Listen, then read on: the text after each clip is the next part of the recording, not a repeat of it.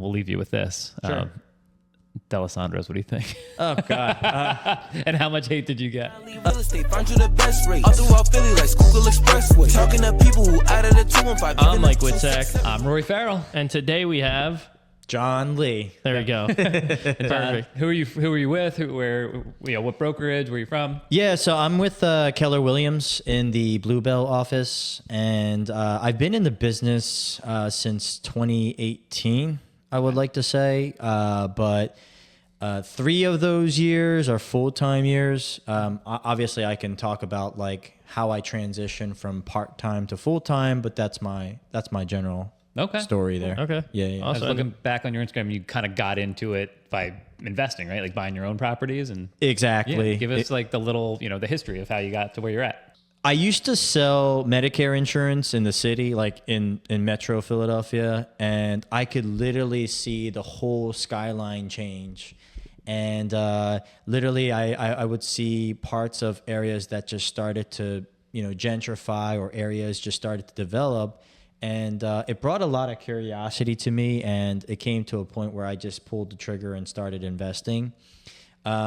Ironically, my first investment was a house hack. So for those that don't know, a house hack is when you live in one unit and you rent the other. So it was my first investment property. It was my first house. It was all of that. So that was my first like introduction into real estate.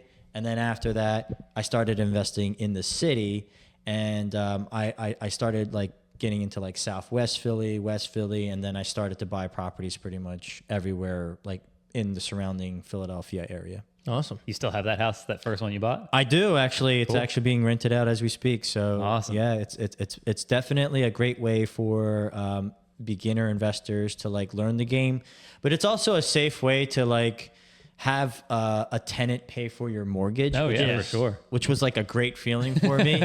So yeah, it was a great entry, and then also it helped like pre-COVID. Like when you bought a house pre-COVID, like I don't care where you bought it, like you probably made money. Oh, for sure. Now because of all the increasing in pricing. So I got very fortunate. I wouldn't like. I'm not gonna lie to you. Like there's probably things that I probably shouldn't have done. That I did, and I just kind of got lucky, and the wind was on my back. So, a very fortunate time as well. That's great. Yeah. I mean, the people who just happened to buy during that time, we just got so. I mean, I bought in 2016, 2017. That's a great time. Yeah. And then I was looking for a different house, a second home, like pre-COVID. I was like, and I just never pulled the trigger. And then post-COVID, it's just like. It's just such a different landscape. For sure. Does that first one have like a little heart, like place in your heart more so than others, or? It does, because I've met so many good, like my tenants are still friends to me. Like they're friends. We talk. And the tenant's father is like a handyman. So I still use him to this day. Cool. The current tenant that's there, that lives in the unit that my wife and I moved out, he's actually like one of my high school friends. So he's pretty much taking care of the place too. Nice, yeah. So like he's doing things that other tenants shouldn't do, but he's just doing it because he's a good friend. Like he's cutting the grass for me. He's doing things that extra things. So I've been very fortunate to like meet really good people along this whole like real estate journey on both sides of it, meaning on the investing side of it, and also being a realtor. So Yeah, that's awesome. And what made you want to make that full pivot? Was there any moment where you were like, I'm investing in real estate and I want to start selling for people or buying with people? Like, is that something you decided to do? So honestly, it was Instagram. Okay. So I am extremely sphere and centers of influence driven. So what that means, the business itself, it's a very know you, like you, trust you business, right? Definitely. And when you post things on the social media, a lot of the things that I started to post were like before and afters. So like People love those. they love it. Yeah. They love it. So a lot of people start to question, like, oh, John, are you a real estate agent or are you an investor? And I'm just like, I am an investor, but I have my license. Like, what do you need help with? And that was kind of my entry of like starting the business as a realtor. And it just started to like get from one thing to another. And I really started to like get better at it through coaching. So Okay. I started getting coaching through the Tom Ferry organization. Sure, yeah. For those that don't know, it's kind of like, I guess it's like the Tony Robbins for realtors. Like it really helps them and motivates them. It gives them a good guideline of you know, like helping clients through just the whole real estate process and understanding it and just understanding how to get more clients too. So yeah, I really had a good coach, and I just honestly implemented everything that I was taught. How far into your career, how many years in did you start working with Ferry or the Ferry system? When I went full time that first year, I went all in. Yeah. Yeah, and it's not cheap, guys. It's like it's almost $15,000 a year for me to, Wow.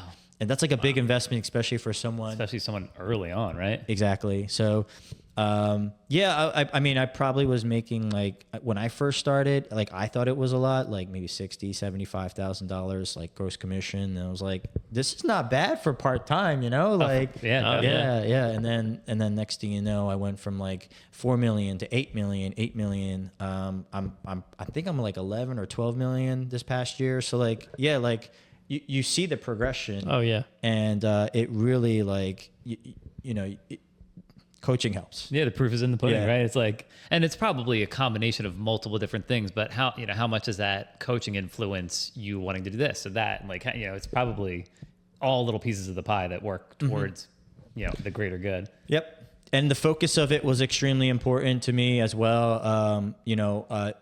As an entrepreneur, right? Like someone that, can come up with a million different kinds of ideas. Like we can always get caught up in the next shiny object, right? And I was kind of in that phase in the beginning. Like I was thinking about buying businesses at one point. I was thinking about like all these other kinds of things that I wanted to do, like online businesses, dropshipping. Like there's all things that I, was looking into. But there is a Chinese proverb. It says that the man who tries to catch two rabbits, they end up catching none, right? So like that's one thing that by Gary Keller, by the way, that's a book. It's a great book. Helped me realize that I need to focus on the things and double down on things that I'm already have traction on, which is real estate related things. That's me being a realtor and me also being a real estate investor. Master, yeah. Cool. Killer. That's awesome. Yeah. I was gonna say, go back. He's got a couple investment properties, and just going back to having your buddy as a renter. Realtor or renter. His You're buddies saying who's- his buddy. Yeah. Like how invaluable that is, Mike. Can you imagine if one of your buddies is rent and doing lawn for you? And Well, that's like the tenants in my first house. Actually, I went to middle school and elementary school with the kid that rents that house now. So I've known him almost my whole life, and they're like a blessing to have in there. 'Cause Yeah. They only call me when they really need me or if Right. something's wrong with the house, and I ask them to because I'm like, don't let it just keep getting worse. Please call me and let me know if something's wrong. But they don't bother me unless it's really something they need help with, and they just mind their own business. They always pay on time, and they're great. So it's a huge. I get what you're saying about being friends with your tenants for sure. And where do you live now? So right now I live in Eagleville, like that Norristown area. Oh, yeah. And the reason I moved out is because I became a father. Congratulations. And the one unit that we were living in was literally one bedroom. So we need now. what's wrong with that with a newborn? We could have, looking back for a at it little now, bit. I think we could have made it work. And I still think even now we still could have made it work. But I think the biggest catalyst for us moving was that I was moving into my in-laws who were going to help us with, Gotcha. with the baby. So again, that's another blessing in itself. But we're really excited because I'm moving actually again in August to Chalfont. So Okay. I'll be in like a new construction townhome. Awesome. Okay, cool. So I'm super excited because after all this time from like 2018, I've lived I lived at my parents' house like right before I got married, right? While that home, that our first home was being built, my wife and I lived at my parents' house for a bit. Yeah, I've been there too. Yeah. So then now I'm living at a house, but technically I have a tenant. So then, you know what I mean? And then you live with your in-laws. So this is the first time where I feel like I'm getting quote unquote the independence of like buying your own house. So Yeah. it's going to be very exciting. I was kind of excited just thinking about it, like driving here. So that's awesome. I'm glad man. that you guys asked. And it's a great area too. I live up in Doylestown, like that Right. kind of Central Bucks area. Like there's just a lot to do there, especially with young kids. So Yep. How old, boy or girl? He's a boy. His name's Jordan. He's 20 months old. So yeah, like I'm super excited for our family. And don't get me wrong, we are extremely like fortunate to have. We're very fortunate to have involved parents, like my Definitely. in-laws. So they literally watch Jordan like while I'm working. So and again, I typically work if I'm not on an appointment, I'm actually in the office. So they are literally around the clock working. And Jen also works. She works from home, but it's not like one of those kick the mouse type of jobs. Like you're just like watching the like it's literally she like if I ever like check on her, she's always like working. So. Very- Like, are you working? you guys are kind of in the same boat, actually. You have a very similar. Yeah. My wife works Life. from home full time. It has for a long time. Okay.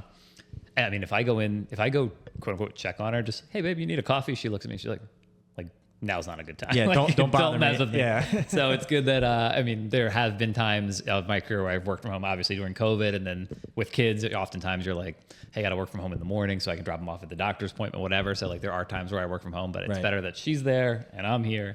And we talked about this a little bit off air, but like how important it is to be in an office. Oh, yeah. Oh yeah. And I don't know if that's industry related or personality related. It sounds like you have the same personality as us, where like you're much more successful and driven and focused when you're in an office.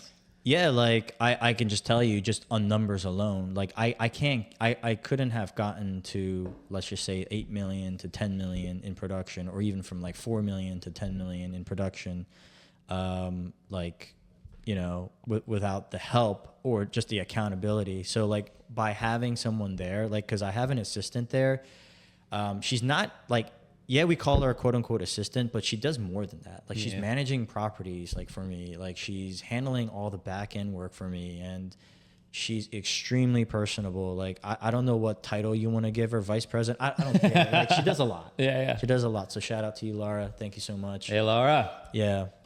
So yeah, like I think that dynamic definitely brings a lot of flavor to the office, and also just like excitement for me. Because it's very easy for me to be kind of lost, or not. I don't even lost is the word for it. Just me, just not focused, right? If I'm just like not in the office, I can easily be distracted from my son, or I say, especially with a almost 2-year-old. exactly. Yeah.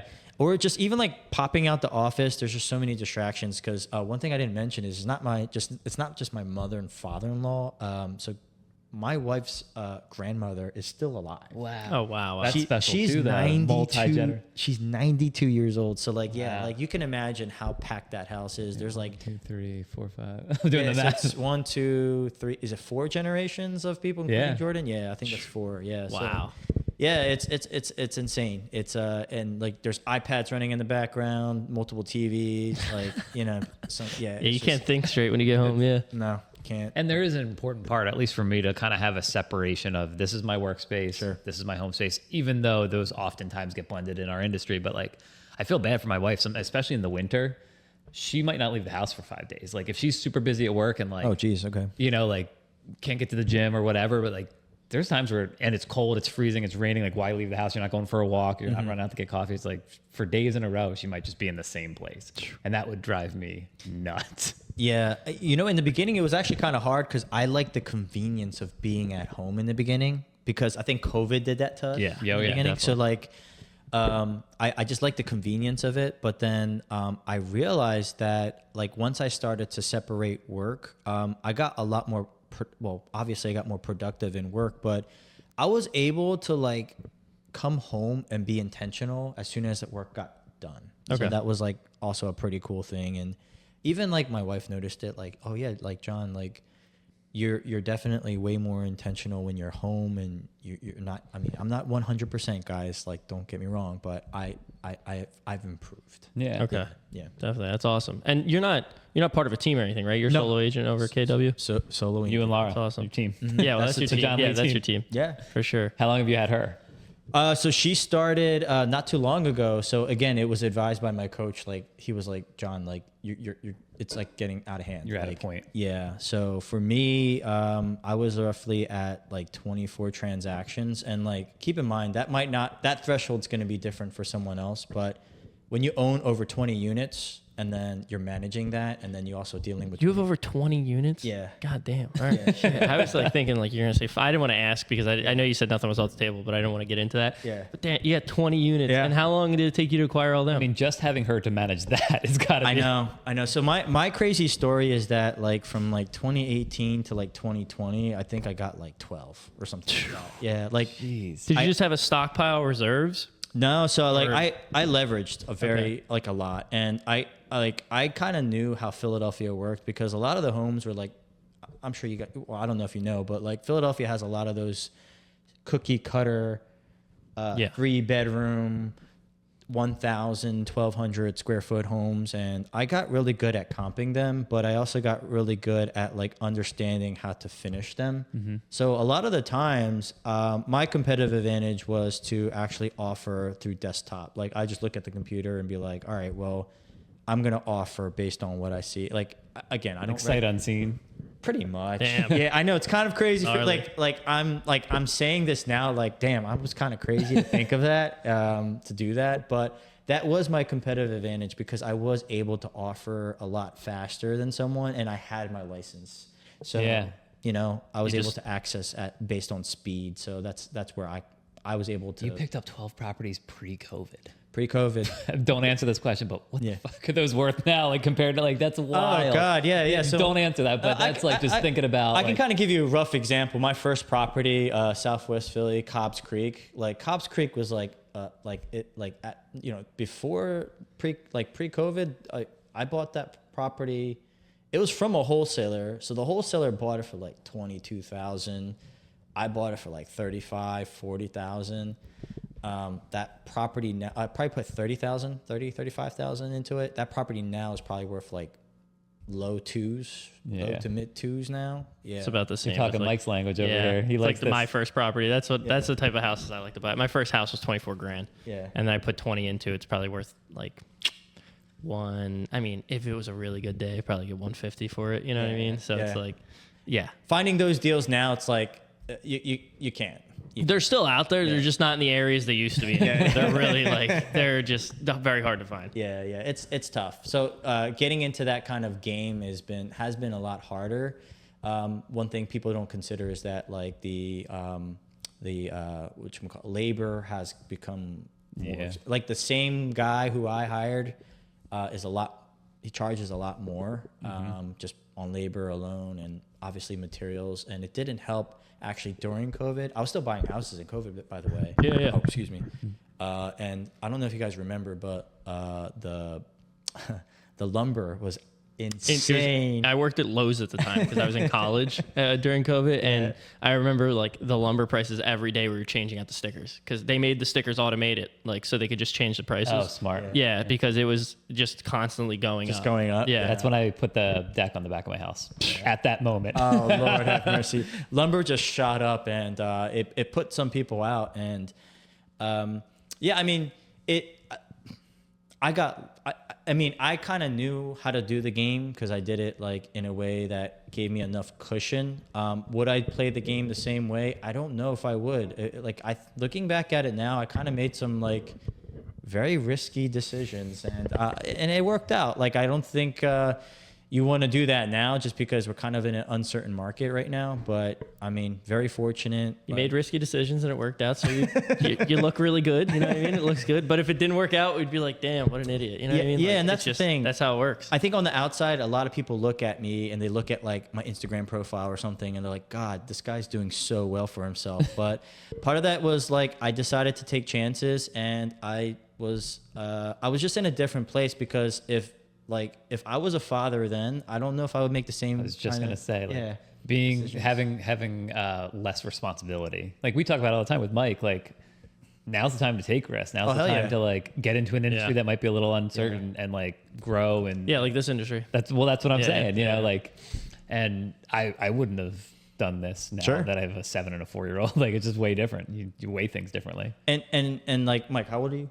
26. Okay, so like, yeah, like you probably hear it quite often when people say that. Go out and just like do the like. Oh, yeah. You Yeah, probably all hear the it time. all the time, but like I'll tell you right now, it just didn't register until literally he was born, and I was like, oh shit, like I can't do that anymore. There's a lot of things you can't do once you have a kid. And the biggest adjustment for me was also like I'm just a very like competitive person. Like I want to be the best at everything. I want to be the best in real estate. I want to be the best, like, you know, whatever. Like I train jujitsu, so I was just gonna say, let's get into the jiu-jitsu part of it. Oh, shit. We I can didn't talk. know We can talk about that too. I didn't know this was a thing. Hold on. Yeah, so like I want to be the best competitor in jiu-jitsu, right? So like I used to compete, and like even like when I was so even last year I did a Muay Thai fight.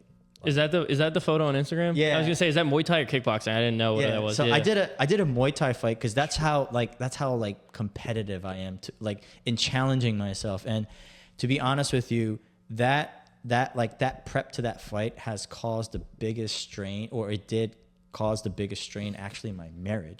Damn. Yeah. What was your wife? What specifically about it was your wife not happy with? So first off, it was supposed to be like scheduled in fall, but if you're ever in the fight game, like especially in like stand up, like striking, it's not uncommon for your opponent to like back out. Yeah. Yeah. It happens actually a lot more it's a lot more common than people think. So that actually happened to me maybe like 2 or 3 times, and it kind of got pushed back, and then I had to actually wait until May. Okay. So like Jordan was born in October. Okay. So that's when like I was trying to fight, like right when he was born. So imagine me like from October to May just training. I'm coming home at like 9 o'clock. Jen and the baby are sleeping. I'm not seeing them. Like, Yep. You know, I'm coming from work and then work to gym home late, and then it's just like You're probably exhausted. A lot of the dudes I know that like train Ironman or train for Ironmans or train for fightings, they always say like it's one of the most selfish things you could do because you're constantly training and you're never at home with your family, and that's why a lot of pro people like just have to either bring their family with them or they just kiss them goodbye and say, I got to go away for a couple months. Yeah, and it's like in anything. Like for example, you guys golf? Yeah, he does. Yeah. Okay, so like it's the same thing with golf. Like if I ask you if you shoot in the 80s or like if you're shooting like really like low handicap, it's like you're sacrificing something for sure. Because I've tried. Yeah, I've tried. Like because I'm that competitive. I would say that's not a good Yeah. game to be competitive with. Yeah. No, yeah, that's like one of those games where it's sometimes people just have it and they can go out and shoot like high 70s and they just do it. But then other people like that's far and few in between. But other people like they're going to the range 4 times a week. Yeah. You know what I mean? You have to be on the golf course.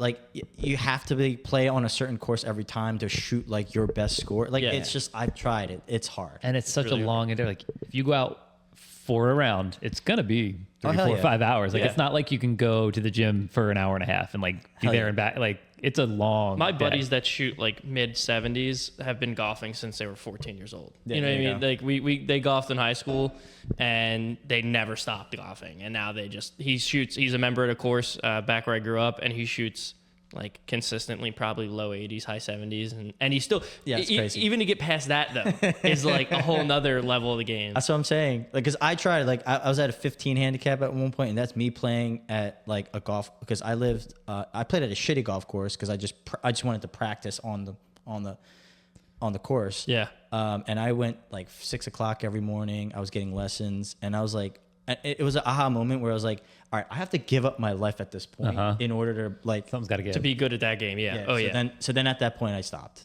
Yeah, I'm golfing Now- this weekend with a guy that shoots like 80 at his course, and I'm just like, oh my god, why did I sign up for this? Can I'm you, gonna go. so being as competitive as you are and having that experience in golf, like, can you just go out and have fun now? Yes, You can. I So that's look at like it. the sweet spot. That's the thing for all you golfers. Like you want to get so good to the point where you want to score your lowest score, but I think it ruins the game when you get frustrated at yourself. Yeah. And It's still supposed to be fun, right? Yeah. It came to the point where I just have fun now.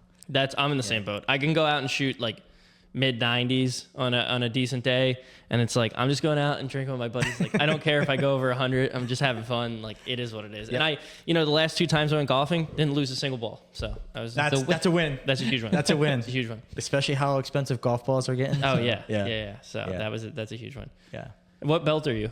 I am a purple belt. Hell, dude, that's awesome. Yeah, I've been a purple belt for actually quite some time. So I've probably been training for at least 8 years, maybe longer. I was gonna say you've been training for a while. For Yeah. purple belt.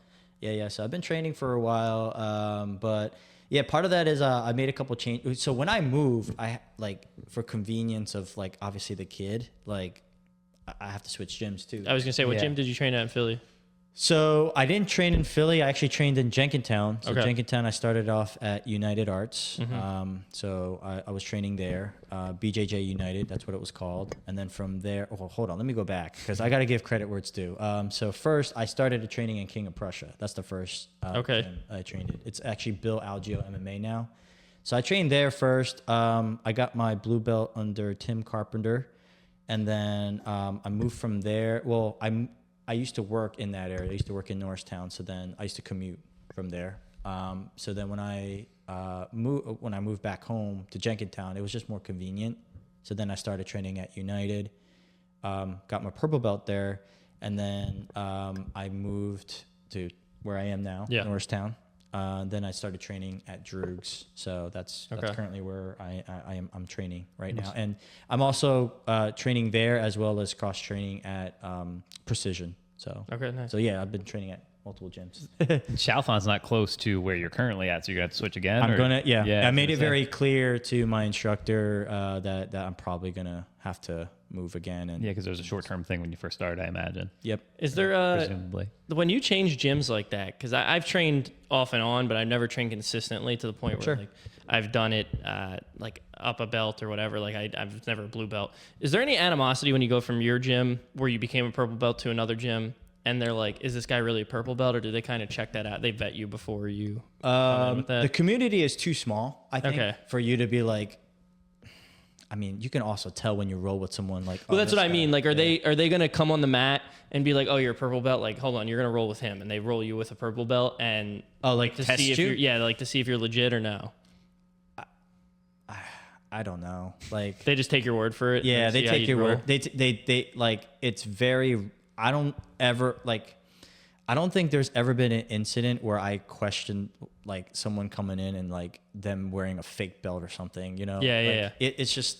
Well, not even that's a fake belt. Like I know some people train different styles of jiu-jitsu. Right. So they go from one trainer to another, and this guy's like, oh, that guy sucks at this. Like I don't like the way he rolls. And then you go to that gym and they're like, you're not really a purple belt. Like if you were at this gym, you'd be a blue belt or whatever. I guess that's dependent on the level of instructor on when they want to belt their student. Yeah. I can tell you right now, like all the instructors that I have had, they don't give those belts out for free, man. No, not You at all. gotta Yeah. earn. Like some, I think I've heard stories of like maybe different gyms, like even in different like, not in Philly, but like in different like cities where they might do that. But like I'm like, all my instructors like. Been hard. Yeah, good. They like I'm a purple belt still for a reason, Yeah. like, yeah. So That's cool. Yeah, it's a very cool thing to like go through that level and process. But yeah, it's awesome. That journey's awesome for sure. That's cool, man. You want to reset that real quick? The thing that again, we haven't met before, but now on Instagram, you can kind of get to know someone pretty quickly. The one thing that rings true in your Instagram is that it seems like you're into philosophy, religion. Yes. Kind of like you said, like the Tony Robbins, like self-help type stuff. Like, yes. Has that always been a part of your life, or is that something new with the coach? Or yeah, that's a great. That's a question that I probably have not gotten before. So. Yeah, like I am a believer. I am a Christian. So that's the first thing that I definitely want to throw out there. So with that being said, it's crazy because I feel like a lot of influencers, like secular influencers that you guys might see on Instagram that have gotten extremely popular are like Gary Vaynerchuk, right? I think that one kind of rings a bell to me, like a Tony Robbins. they kind of implement a lot of the things that I learned in the church. Oh, interesting. Yeah, it's kind of weird because it's like it almost like overlaps with each other. I think Gary Vee, for example, talks a lot about being empathetic, right? High level of empathy, and a lot of those things kind of overlapped, and I think that's what like drew me into those influencers. And I think also what the church needs to realize is that vice versa. Like there's a lot of things that you can learn from the secular standpoint that you can implement in the church. So I just try to be open-minded on both aspects of it, from the religious standpoint as well as from like the worldly standpoint, if that makes any sense. Yeah. And I don't even know if I answered your question. But No, no. I mean, you did. It was. Okay. You just seemed to like you had like the Chinese proverb earlier. Like you had like a lot of stuff like that Oh, that comes yeah, through on it's your from Instagram. books. Just reading books. Yeah, just reading books and just being able to like, I don't know, like remember that kind of stuff. I know some Bible verses Yeah. and stuff. Yeah, Yeah. it's just weird. Yeah. But I feel like it helps you look at yourself though a lot too. I know somebody like that's extremely competitive like yourself. You're always analyzing your performance and what you're doing next. And I feel like reading stuff like that at least allows you to relate to somebody else that's been through that situation. For sure. Yeah. For sure. And that was a great question, by the way. Just like really got me thinking and like, damn. Yeah. There you go. I'm Good a job, really Roy. good interviewer. Yeah. It's only taken us 2.5 years of making podcasts. I killed it. Yeah. But it is interesting though, like how much you can kind of learn about someone in a short amount of time Yeah. on their Instagram if they have a good Instagram and they're kind of like being authentic and true to themselves, which yours is. It seems like at I least. try. That's one of the things that I leaned into in 2023 when Yeah. things were like just slow, and I was like, how do I needed to get a bigger online presence, and you have always done it because that's just your age group. You've always Yeah. been online, and I kind of took a cue from him. And I'm like, you know what? The stuff that I gravitate towards from people that I follow is the stuff that's like real. You know what I mean? And whether that means, you know, their day-to-day stuff or whatever, but anything that's like overly curated or 100% curated and produced and stuff like that, I don't love as much. I like having that in there, but also like getting to know you, truly you, Yeah. makes me feel more connected to you, even though we never met. Yeah, yeah, and that's like a big reason why I did my podcast is because one, like I think because I'm so sphere driven and community driven, like if I put someone on the table, there's a good chance that that person might know that person from another person from another person. Sure. Yeah. If that makes any sense. So I really try to curate it for like my community, if that makes any sense. So a couple things that I really take pride on. It's like, you know, I am Korean. I'm Korean American. Very proud of that. But also a lot of the people in my community so happen to be that as well, right? And then also a lot of the people within my church are also in that same kind of Korean American type of like, you know, background. So it just helps when I'm able to provide any kind of value, whether it's through a podcast or even something where I got really good at is I got good at like being able to be reliable. That is an extremely like Very important. That's an extremely Isn't that crazy that that's a skill that you have? It's like that should be a baseline, you know, for being a good realtor. A good I didn't loan even realize officer. that was a skill, and I thought it was common sense until I realized, like, guys, you know how many bad mortgage companies are out there. Oh, right? yeah. Yeah.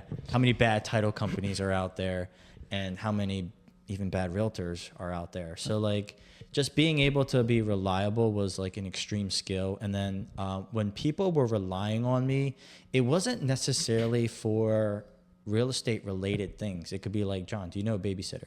Or like, John, like who's your dentist? Like, Yeah. who's your doctor? Or like, John, like the most common question is contractors. I get that all the time. Sure, but yeah. like there's things that they also have asked, like, hey John, like, do you know like a Korean Sunday school like teacher? Or like, you know, I'm just making that up. But Whatever like, it is, yeah. it can be anything. And if I was able to give a good reference, that made me put them on front of mind. So Yeah. that's the whole thing about this business. And I'm sure you guys know that because here we are doing this podcast, Yeah. right?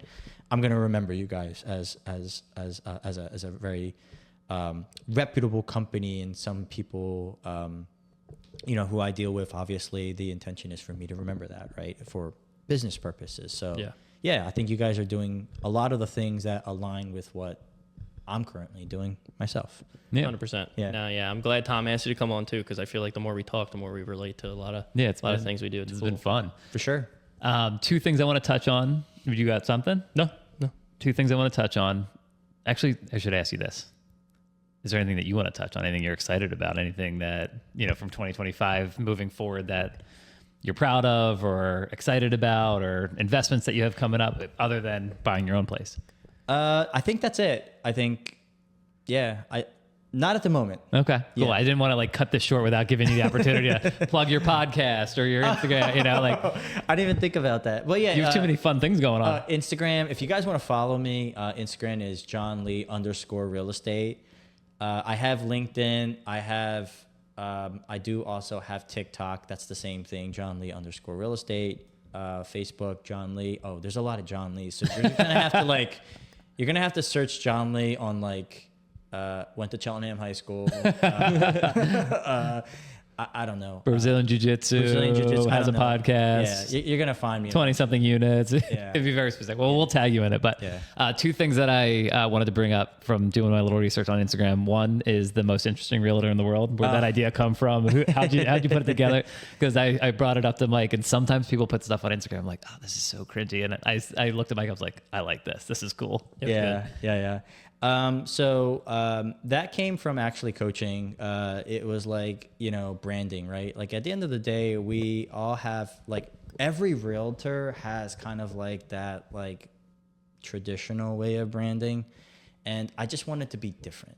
Yeah. And, it was either you're going to like it or you're not. Right. And if you're not going to like it, most likely we're probably not going to be able to work together anyway, so it kind of filters anyway, regardless. Yeah, so, sure. And if you liked it, great. Then, obviously it's doing its job. So, just for the listeners, the actual commercial is, off of the Dos Equis, commercial of the most interesting man, but I just took the spin off of it and most interesting realtor. That one was such a fun video because, do you guys ever watch? You guys know who Lil Dicky is? Yeah, Of course. Yeah. Okay. All right. So Lil Dicky has that money, the Save That Money Money music video, and he That music video is one of the most epic music videos. Yeah. So stop what you're doing right now and look up that music video. So the premise of that music video is that he goes to all these places to ask hey, can I shoot this for free? And I'll give you a plug into my music video, whatever. He goes into a mansion. Obviously, he asked that old lady, hey, can I shout the music video? And she was does. so sweet. She's like, I don't know what's going on. She had no idea what's going on. Right. So I kind of did that. I was like, guys, I don't have this kind of budget to do a crazy video. So, I used my friend's MMA gym, right? Drugs, right? Yeah. All the extras there are from my friends. Yeah. Yeah. And then Where'd you shoot pool? the pool was at the guy who produced that video. It's his grandfather. So it's his house. Yeah. So you're just going into this Yeah, guy's house. he had a friend who had a nice car. I was say, who's got the car? What friend car had- was it? The Jaguar. Yeah, I would Yeah, say Mike would know. Jaguar. Yeah, it was a green. I don't even know what kind of car it was, but yeah, his friend had that car. And the crazy thing about the car didn't start. They had to push the car to make it look like it was moving. That's awesome. Yeah, and again, that was a friend's house. I didn't know how to smoke a cigar, so a couple scenes, the guy had to teach. The director's grandfather had to teach me. He was like, "Dude, you're an idiot. You don't know how to smoke a cigar." This is awesome. Yeah. So that. The bar was at Molly McGuire's. Okay. Oh, yeah. So again, my friend owns that. Again, most of the people are from the gym. They're from a community. Yeah. That have been so gracious enough to hey, shoot the music video, and it just turned out to be great. That's so cool. Killer. Yeah, that was fun to hear the behind the scenes because we obviously didn't know that, but it was very cool, very well done. Thank you. Yeah, Thank it was you. funny. Yeah. So Yeah. to that, and then we'll leave you with this. Sure. D'Alessandro's. What do you think? Oh God. And how much hate did you get? So What is the premise? He behind this? put something on his. I literally net posted it Facebook. today, and I didn't think I was. Oh, is that today? I posted it today. So I posted a reel hey, D'Alessandro's is overrated. Okay. More or less. Yeah. Yeah. Fair enough. So By the way, I agree with you. Okay. Is it? I don't know. I think it is. I mean, Talking about the place in Manioc, right? yeah, Yeah. yeah, right, yeah. Yeah. It's okay. It's okay. We've been Yeah. there before. Overrated. It's a good way to put it. Yeah. Yeah, like I thought it was okay. I thought it was a bit too cheesy, in my opinion. I mean, cheesesteak, right? Whatever. But like, I've had better, and surprisingly, most people have agreed so far. So I have never had anyone so far come back to me like, John, you're a moron. You don't know what you're talking about. But then again, I that's how I just try to provide engagement in general, because I do it outside of real estate, right? I like, hey, here's this restaurant that I went to. I'll tell you how it is. If you want to go, you can. If not, Yeah, content. Yeah. Right. Yep. But as long as you're honest about it, because I mean, it would be so easy to be like, this place is the best. Check out D'Alessandro, because that's what everyone, Right. that's the folklore of it. So, right. Damn, you guys did your homework. Yeah, yeah, he did. like I said on Instagram, it doesn't take much, but especially when you're putting out content that's interesting, like it was easy to scroll through and like kind of get to know you well. So I appreciate that. yeah, well done. Awesome. Yeah. All right, cool. Well, good. Well, congratulations with the baby. Good luck with the house. Thank you. And yeah, hope to see you more around town and across the table. Yeah. Thanks, guys. Yeah, man. Thank you. Thanks for coming on. We appreciate it. Kamsahamnida. Oh, come some. Hey, there you go. All right. Pieces. Happy Friday. Thanks. Happy Friday. All right. See ya. John Lee Real Estate, find you the best rate. All throughout Philly like Schuylkill Expressway. Talking to people who out of the 215, even the 267, who always helping like, oh, no time for no student.